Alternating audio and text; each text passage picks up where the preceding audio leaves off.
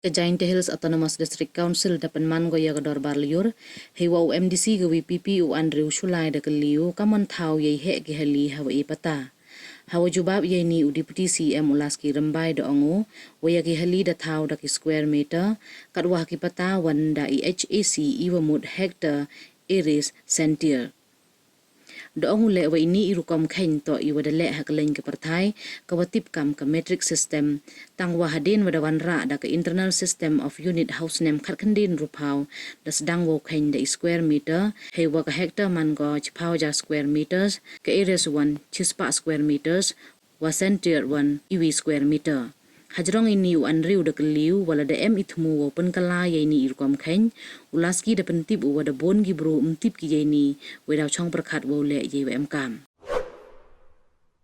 So committee be pleased to state what is the unit of measurement for calculating the area of Hali for issue unit Patta?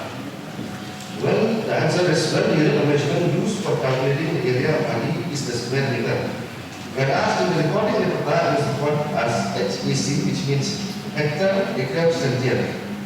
It is a metric system used throughout the world, but when the internal system introduced in 1960 area was replaced by square meter.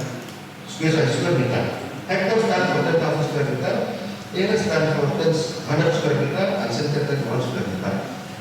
Tidak kali ketika jika ini ni measure unit of measurement berapa ini 1960. Tapi yang standar measurement unit of measurement di tahun ini square meter apa? Ini basis yang tak kalau kalau kita calculation of hectare ini saya tahu kita kayak dulu. Ini mau buat ini, emerging dengan BC. Kalau ini whole system kita terus dikontrol. Lupa ini yang BC. Change ini yang ini satu di calculation yang di area apa? Ini kan yang apa?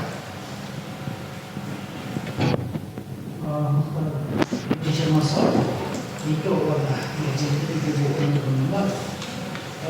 sampai pada ini tu measurement orang boring, tapi kalau kami tidak perlu kita konti kita jika ini measurement ini, mereka berikan kasih konti, tapi sang ini bergerak kerja mulai dari ke measurement orang jika itu berlaku hantar yang kita berikan dari officer ini perbaikan ini. Siapa mengatakan untuk mengenai orang notis yang isi mereka mungkin mengatakan tidak ada di bicara mengenai servis atau sebagainya.